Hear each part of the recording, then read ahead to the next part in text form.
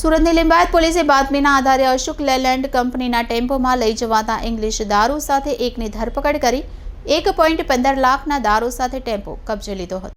31 પૂર્વે સંઘ પ્રદેશ દમણ અને સેલવાસથી ગુજરાતમાં પુષ્કળ પ્રમાણમાં દારૂ ઘુસાડવા માટે બુટલેગરો અલગ અલગ કસબ અજમાવી રહ્યા છે। આ વચ્ચે લિંબાયત પોલીસે ટેમ્પોમાં દારૂના જથ્થા સાથે ચાલકની ધરપકડ કરી કાર્યવાહી હાથ ધરી છે। પોલીસે 1.15 લાખના ઇંગ્લિશ દારૂ સાથે અશોક લેલેન્ડ કંપનીના ટેમ્પો અને મોબાઈલ મળી કુલ 3.20 લાખનો મુદ્દામાલ કબજે કરી એકને વોન્ટેડ જાહેર કર્યો હતો। લિંબાયત પોલીસ પાસેથી મળતી માહિતી મુજબ આગામી 31ને લઈ પોલીસ કમિશનર અજયકુમાર તોમરે દારૂની બદીને નેસ્તનાબૂદ કરવા તેમજ દારૂની હેરાફેરી કરવા સૂચના આપી હતી। જે અનુસંધાને લિંબાયત પોલીસ ઇન્સ્પેક્ટરના માર્ગદર્શન હેઠળ સર્વેલન્સ પીએસઆઈની સાથે પોલીસ માણસો પેટ્રોલિંગમાં હતા। તે દરમિયાન હેડ કોન્સ્ટેબલ રાજુભાઈ હાલુભાઈ અને હેડ કોન્સ્ટેબલ ધર્મેન્દ્ર નારાયણભાઈને ચોક્કસ બાતમી મળી હતી।